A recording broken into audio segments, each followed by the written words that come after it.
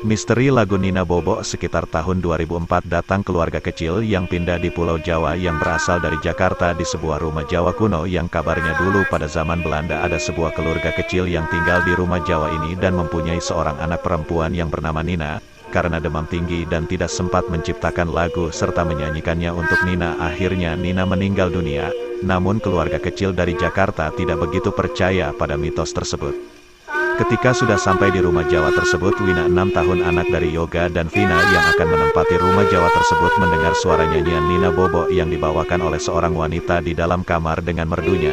Wina lalu menceritakan kepada ibunya yang sedang beres-beres. "Mama, Wina dengar ibu-ibu lagi nyanyi Nina Bobo di dalam kamar." "Apa Wina sayang? Jangan aneh-aneh lah. Mama nggak suka." "Beneran Ma?" Wina dengar. "Wina, Mama mohon jangan ngada-ngada, Mama lagi sibuk beres-beres." "Ya sudah, kamu sama Papa aja ya." Lalu Wina menghampiri papanya dengan wajah yang ketakutan. "Papa, Wina tadi dengar suara ibu-ibu nyanyi Nina Bobo di dalam kamar itu." Papa Nina menjawab dengan tertawa kecil seakan meremehkan perkataan Wina tersebut. "Wina, di rumah ini tidak ada siapa-siapa kecuali ada Papa, Mama, dan Wina. Kalau Wina tidak percaya, ayo kita ke kamar yang katanya Wina ada hantunya." Lalu Wina diajak ayahnya ke kamar yang membuat Wina ketakutan. Pas sudah di depan pintu kamar, Wina mendengar teriak-teriakan kecil, namun papanya tidak mendengarnya. Ketika Papa Wina akan membukanya, Nina berusaha untuk mencegahnya. "Papa, jangan dibuka." Ketika papanya sudah membuka pintu itu dan melihat ke dalam, tidak ada apapun, yang ada cuma ranjang, lemari dan lukisan seorang anak kecil. Lalu Papa Wina menghampiri Wina dan mengajak ke dalam serta memberitahu bahwa tidak ada apa-apa di kamar ini. Dan Wina pun ditawari ayahnya untuk menempati kamar tersebut. "Wina mau kan tidur di kamar ini? Bagus loh kamarnya." "Wina nggak mau ayah, di sini ada hantunya." "Wina, Papa kan sudah bilang hantu itu tidak ada, jadi Wina nggak boleh takut lagi." "Papa ngerti kok, Wina belum terbiasa dengan rumah baru kita." "Ya sudah Wina, ikut Papa ke taman ya," jawab Wina dengan wajah yang masih ketakutan. "Iya Papa." Saat akan meninggalkan kamar itu terdengar lagi suara nyanyian Nina Bobo oleh wanita misterius itu. Wina bingung apa yang harus ia perbuat dan harus bercerita kepada siapa bahwa rumah yang ia tinggali bersama Papa dan Mamanya itu berhantu. Handphone Mama Wina berbunyi pertanda ada yang meneleponnya saat itu. Lalu Mama Wina segera mengangkatnya saat sedang membersihkan ruang tamu yang penuh debu. "Halo, dengan siapa ya?" "Tante, ini Franz, kakaknya Kamaya." "Oh, Franz, bagaimana kabarmu dan keluarga di sana?" "Tidak baik Tante, ayah dan ibu sudah meninggal karena kecelakaan pesawat saat akan pergi ke Korea." Tante turut berduka cita Franz. "Iya Tante." Tante, Franz minta tolong untuk beberapa bulan ke depan Kamaya tinggal di rumah Tante. Soalnya Franz ada kerjaan di Korea karena klien ayah ada di sana." "Oh, iya Franz, tentu saja Tante mau. Rumah Tante selalu terbuka buat kamu dan Kamaya." "Ngomong-ngomong, alamat Tante ada di mana?" "Di Jogja, tepatnya di rumah Jawa, kamu tahu kan?" "Oh, iya Tante, makasih Tante." "Sudah dulu ya Tante, terima kasih." Saat sudah selesai terdengar ada yang jatuh di kamar yang membuat Wina takut, membuat kaget Mama Wina, namun Mama Wina berpikir mungkin itu cuma tikus.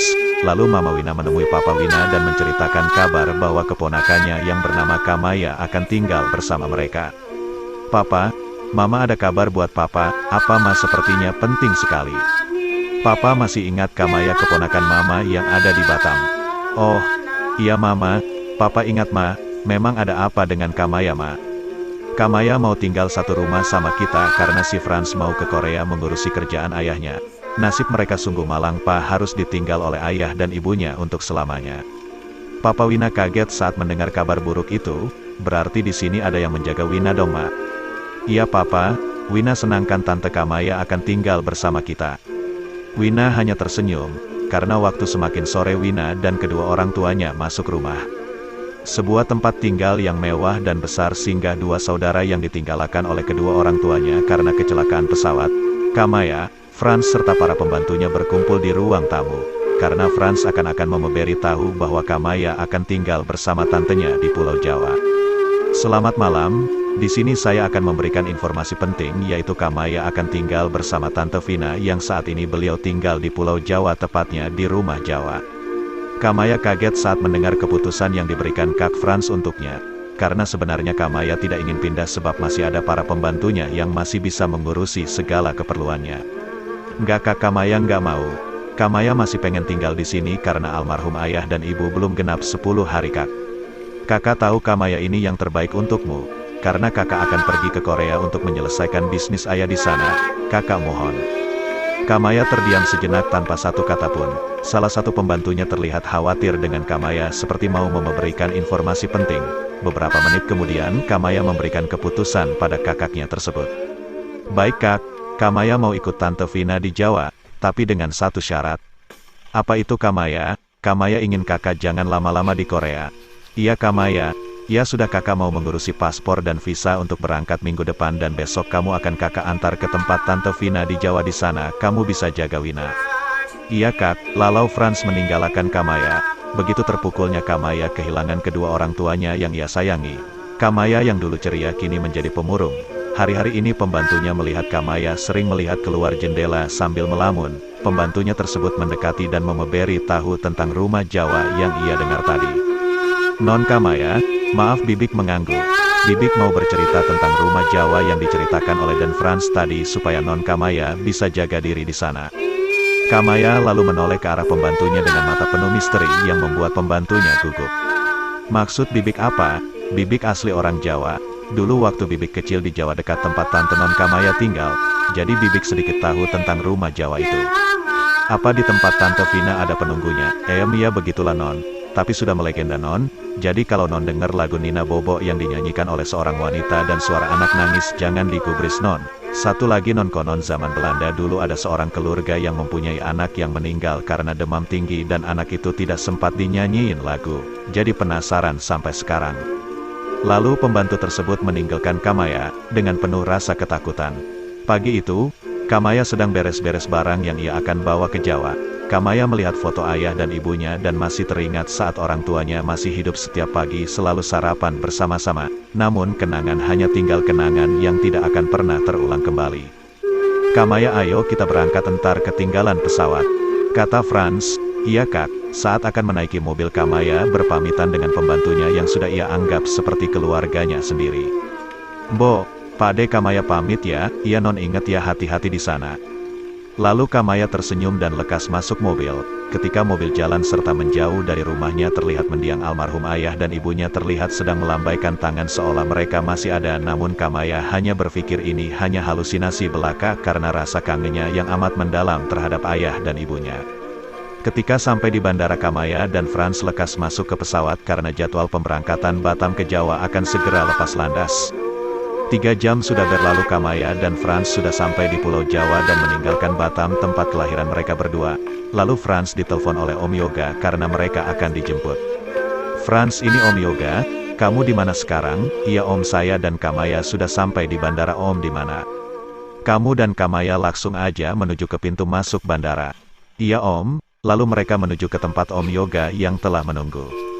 Sesampainya di depan pintu masuk bandara ia langsung masuk mobil dan berangkat ke rumah omnya. Mereka juga sambil bercerita bahwa hidup di Jawa sungguh enak bisa menikmati pemandangan yang indah dan masih asri. Saat itu Franz dan Om Yoga sedang asik-asiknya ngobrol. Kamaya hanya terdiam memikirkan perkataan pembantunya bahwa rumah Jawa itu ada penghuni makhluk halus. Sesampainya mereka di rumah Om Yoga, Franz dan Kamaya disambut oleh Wina dengan sukaria. Tante Kamaya, apa kabar? Baik Wina, Wina sendiri di rumah baru suka nggak? Lalu Wina membisikkan kata-kata yang membuat Kamaya kaget. Wina takut tante di rumah Wina ada suara-suara aneh. Kamaya tegang saat mendengar cerita dari Wina. Konon anak seumuran Wina masih bisa berkomunikasi dengan makhluk halus, dan itu adalah kenyataan. Lalu Mama Wina mengajak Franz dan Kamaya untuk masuk rumah namun Wina saat itu memegang tangan Kamaya seerat mungkin dan mengatakan, Aku takut tante. Kamaya meyakinkan Wina bahwa di rumahnya tidak ada apa-apa. Kamaya sebenarnya punya indera yang bisa melihat makhluk halus secara kasat mata. Ketika akan masuk rumah tersebut Kamaya merasakan hawa negatif menyelimutinya seolah ada yang tidak suka ia masuk rumah tersebut. Saat Wina dan Kamaya akan melewati kamar yang membuat Wina takut, Kamaya merasakan ada sesuatu yang mematai-matainya dari belakang dan dari depan entah itu sebuah arwah yang tak tenang. Saat sudah berkumpul dan istirahat di ruang tamu Kamaya dan Franz minum teh hangat agar perasaan dan pikiran menjadi rileks, lalu Tante Vina menanyakan sesuatu hal. Kamaya kamu yakin mau tinggal di sini? Kamaya terdiam seolah-olah ia sedang dipermainkan. Iya Tante memang kenapa awas di sini ada seorang yang menyanyi lagu Nina Bobo tiap malam dan tangisan anak kecil. Kamaya terdiam dan wajahnya pucat karena cerita dari tantenya itu. Hahaha, takut ya Kamaya. Tenang Kamaya, di sini mana ada hantu. Itu cerita konyolnya Wina. Lalu Kamaya menjawabnya dengan serius seolah-olah ia ingin meyakinkan bahwa makhluk halus dan dunia lain itu ada dan dekat dengan kita. Itu memang ada tante tepat di samping kita berada. Tante Vina lalu mengalihkan pembicaraan saat itu pada Franz yang sedang asyik-asyiknya minum dan melihat siaran televisi. Franz, kamu kapan berangkat ke Korea? Mungkin minggu depan tante dan besok harus pulang ke Jakarta lagi karena ada yang harus diselesaikan. Oh iya, malam kelam mulai datang menyelimuti rumah Jawa. Terdengar suara burung gagak pertanda ada sesosok arwah yang datang pada malam itu. Wina dan Kamaya sedang asyik-asyiknya bermain boneka bersama-sama di kamar Wina dekat kamar kosong yang ditakuti Wina. Sekitar pukul 10 malam terdengar suara nyanyian Nina Bobo yang merdu bagaikan penyanyi ulung. Nina Bobo, oh Nina Bobo, kalau tidak Bobo digigit nyamuk. Lagu itu diulang berkali-kali selama setengah jam. Mungkin saat itu yang bisa mendengar Wina dan Kamaya saja. Karena rasa penasaran itu melanda mereka berdua, Kamaya putuskan untuk mencari sosok wanita yang menyanyikan lagu Nina Bobo tersebut di kamar sebelah Wina. Wina saat itu benar-benar ketakutan, namun Kamaya mencoba menenangkannya. Jangan sampai teriak. Kamaya keluar kamar untuk menuju ke kamar yang misterius itu. Sesampainya di depan pintu, suara itu tetap tidak menghilang, malah tambah keras. Tangan Kamaya bergetar hebat saat akan membuka pintu dan... Kak, jangan dibuka, sahut Wina sekeras mungkin membuat semua penghuni rumah terbangun oleh suaranya. Kamaya terdiam saat Tante Vina sudah ada di sampingnya dan datanglah Om Yoga serta Kak Franz. Tanya Tante Vina pada Kamaya, ada apa ini Kamaya dan kenapa kamu ada di sini? Maaf Tante, tadi di sini ada suara orang nyanyi lagu Nina Bobo. Apa ada yang nyanyi Nina Bobo? Ah, ngaco kamu Kamaya. Lalu Tante Vina masuk ke kamarnya lagi dengan Om Yoga, sedangkan Kak Franz memberi saran untukku. Kamaya makanya sebelum tidur berdoa dulu. Kamaya hanya terdiam sambil memegang erat tangan Wina yang sedari tadi ketakutan. Pada suatu pagi yang mendung, semua orang rumah beraktivitas seperti biasanya, namun kakak Kamaya harus pulang ke Jakarta pagi itu. Sebenarnya berat untuk meninggalkan Kamaya di sini, namun apa daya, Franz karena harus meniti masa depan yang lebih baik agar tidak menyusahkan keluarganya atau orang lain. Kamaya, Kak Franz pamit ya, kamu jaga diri di sini, jangan malas-malasan ya. Iya Kak, tapi Kamaya juga pesan kakak harus percaya dengan cerita Kamaya bahwa di rumah ini tidak beres. Maksud kamu apa Kamaya? Oh, tidak Kak, sahut Tante Vina dan Om Yoga. Hati-hati di jalan ya Franz, kalau sudah pulang nanti kamu mampir ke sini. Iya Tante, itu pasti. Wina, Om pamit ya. Iya Om. Franz lalu berlekas masuk mobil dan meninggalkan Kamaya. Terlihat begitu sedih Kamaya saat itu, namun demi kebaikan kakaknya dan dirinya kelak, Tante Vina mencoba memberi motivasi agar Kamaya semangat dan selalu ceria. Tenang Kamaya, kakakmu tidak apa-apa, ayo ikut Tante masak di dapur sama Wina. Iya Tante. Saat akan ke dapur harus melewati kamar yang misterius itu terdengar suara anak kecil nangis. Kamaya berhenti sejenak mendengarkan suara itu semakin didengar semakin keras, dan pada saat itu dikagetkan oleh Tante Vina. Hayo, ngapain Kamaya? Tante dengar suara tadi, suara apa? Enggak Tante. Tante, Kamaya pengen pindah kamar ke kamar kosong ini. Nanti biar Kamaya yang bersihin. Wina sepertinya berusaha tidak mengizinkan karena takut hantu wanita itu akan marah pada Kamaya.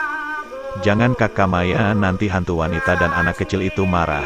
Lalu Tante Vina mengalihkan pembicaraan lagi karena masih tak percaya dengan adanya makhluk halus.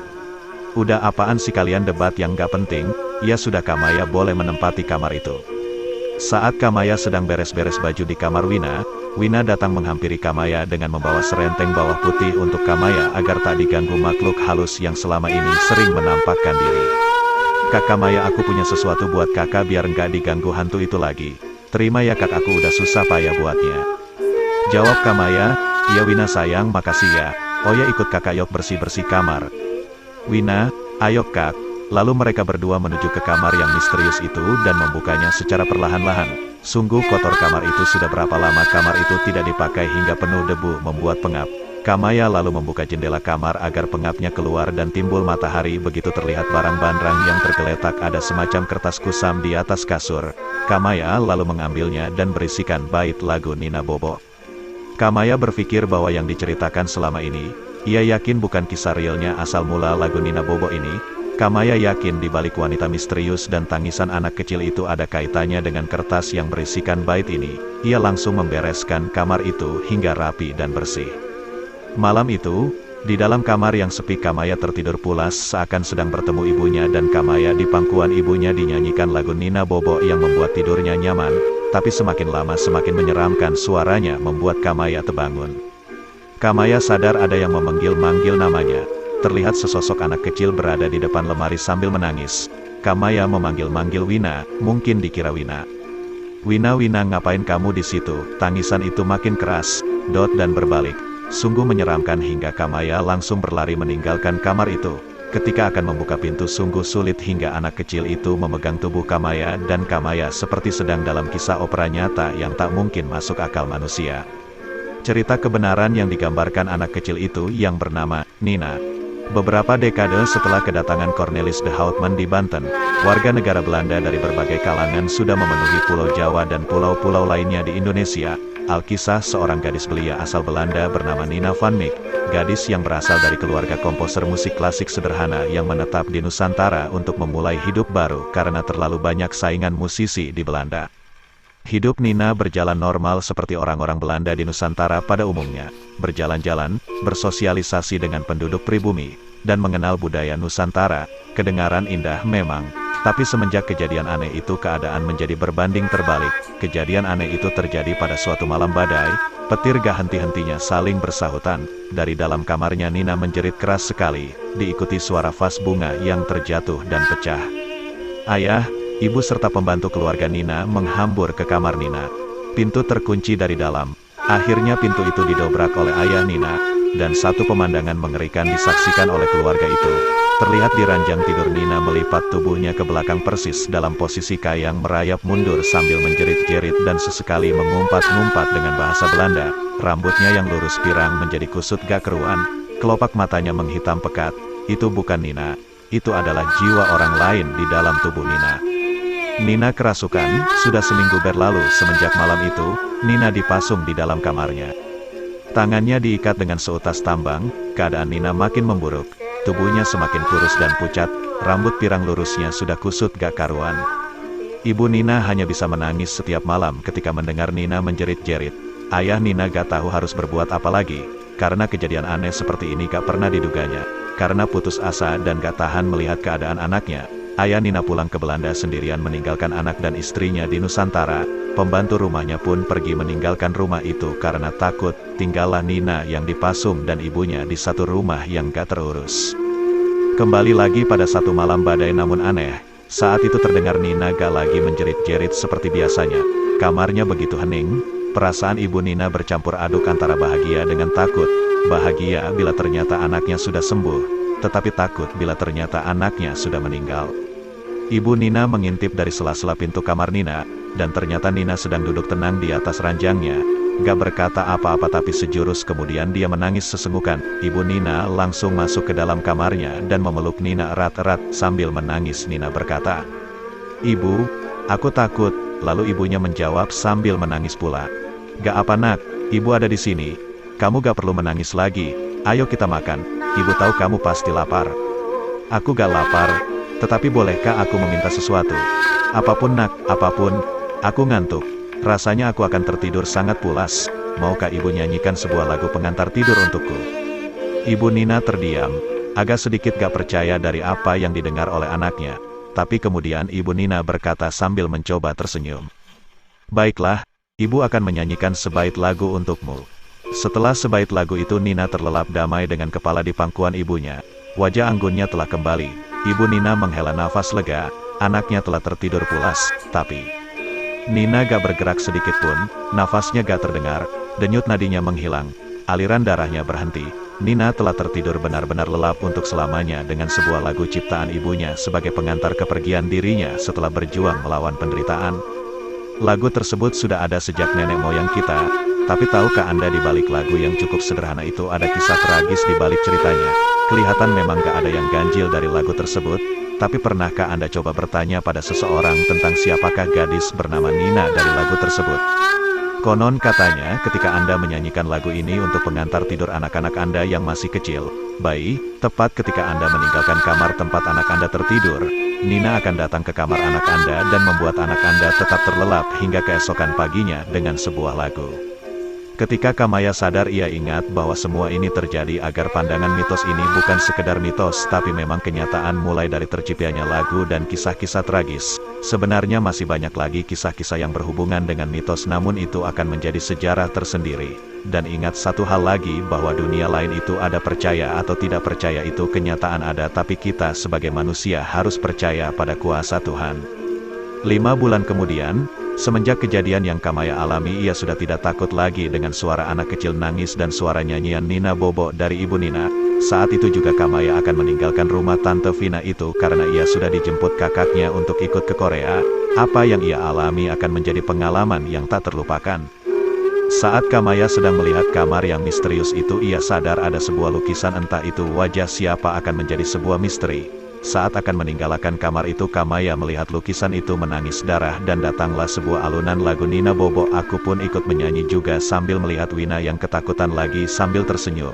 Setelah Kamaya masuk mobil dan berangkat, terlihat dari kejauhan di rumah Tante dan Om Kamaya ada Nina dan Ibu Nina yang akan abadi di rumah itu.